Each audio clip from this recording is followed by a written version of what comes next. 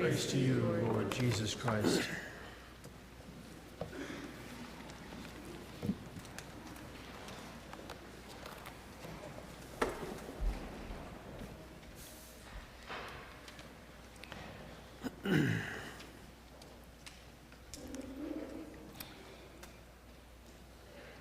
We are entering Holy Week. Folks, on the one hand, Holy Week commemorates the story of Jesus' passion, death, and resurrection. If we look just a little deeper, this is also our story. Holy Week and the story of Jesus, as we heard it in the reading of the Passion, really recounts the stark realities of the human condition. Within the story, we find intense suffering, intrigue, envy, malice, prejudice, hatred, betrayal, bribery, corruption, violence, and finally murder. But intertwined in the story is also the life of a man who transforms that tragic story into a story of love, forgiveness, non-violence, peace, and human redemption. And Jesus did so by becoming the suffering servant of God, a concept introduced to us both in today's first reading and the second reading. Now, Christians identify the suffering servant to be Jesus. He's the suffering servant par excellence. The life of the suffering servant has much to teach us this Holy Week.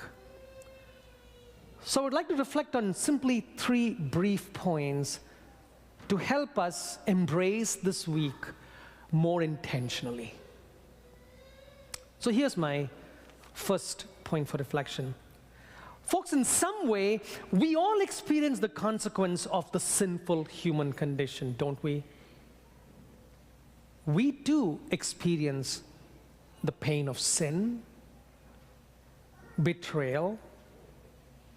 We too can experience hate and evil.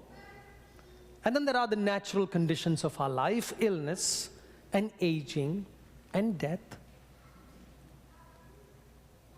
But we learn from the Passion story that, like Jesus, we too have the capacity to take all the evil we experience and transform it.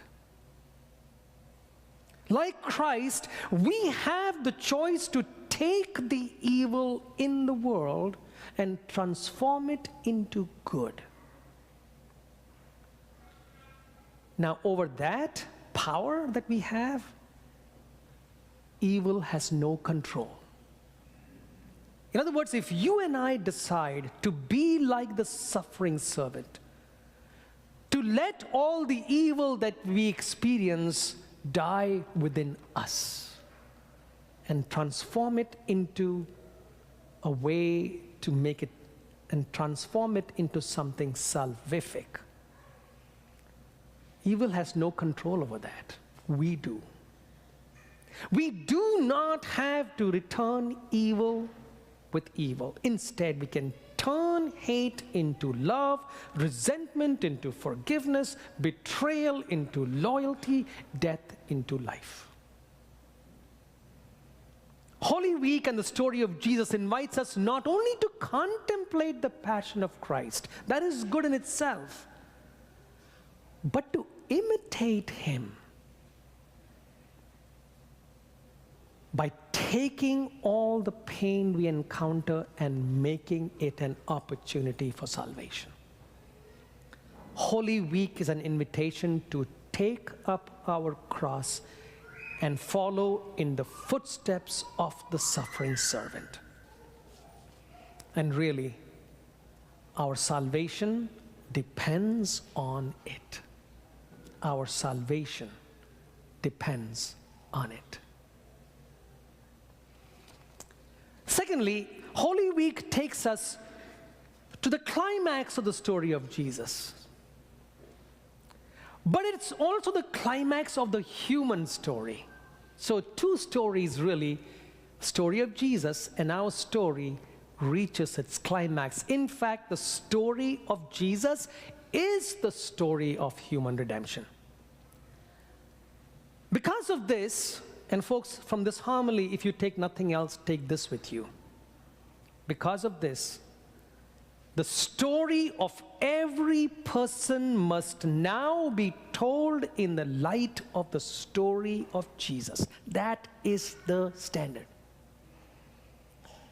You see, there were many people who were part of the story of Jesus. On the one side, there were those who chose evil. The religious leaders, the Roman rulers, Judas, and even some in the crowd.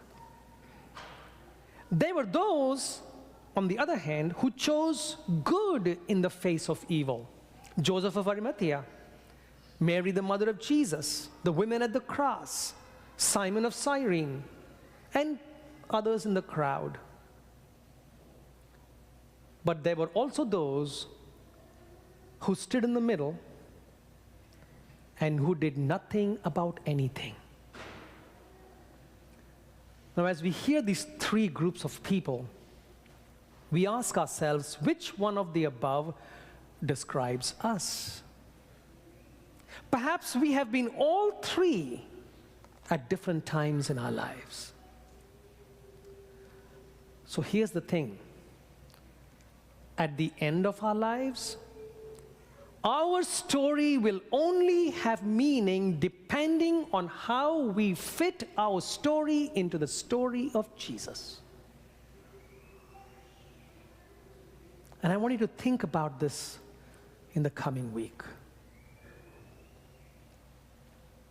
At the end of our lives, our story will only have meaning depending on how we fit our story into the story of Jesus. What does that story look like at the moment? Hopefully, we find ourselves taking a stand with and by Christ. And really, folks, our salvation depends on it. And finally, Holy Week is unlike any other week. On the one hand, it reveals the sinful human condition, but it also reveals our redemption. And my hope is that each one of us will fully enter into the depths of these events. So I'm inviting you to not treat this week as just another week. And I understand we all have to get back to work. Life has to go on. March Madness is on. Dayton Flyers is a big deal in Dayton. I understand all that. But truly, this is unlike any other week. And I'm inviting you to not treat this week like any other week. Rather, reflecting on the readings for each day of the Holy Week, spending time in prayer, participating in the Holy Week liturgies, let us embrace not just Christ's work as a suffering servant, but our own redemption. For many Catholics, the next time we will come to church is Easter Sunday. We move from glory to glory. But there is a part of our story that many of us miss. I think is vitally important both for us and our children who must learn the story of our redemption, that we participate in the celebration of the Last Supper on Thursday. that we personalize the redeeming death of Jesus, the suffering servant, on Good Friday. And keep Holy Saturday as a day of mourning, yet joyful expectation, hopeful expectation. When we do this, our lives get intertwined with the life, the passion, the suffering of the suffering servant. This is how our lives get intertwined by Jesus. And it is so important we do that because salvation depends on it.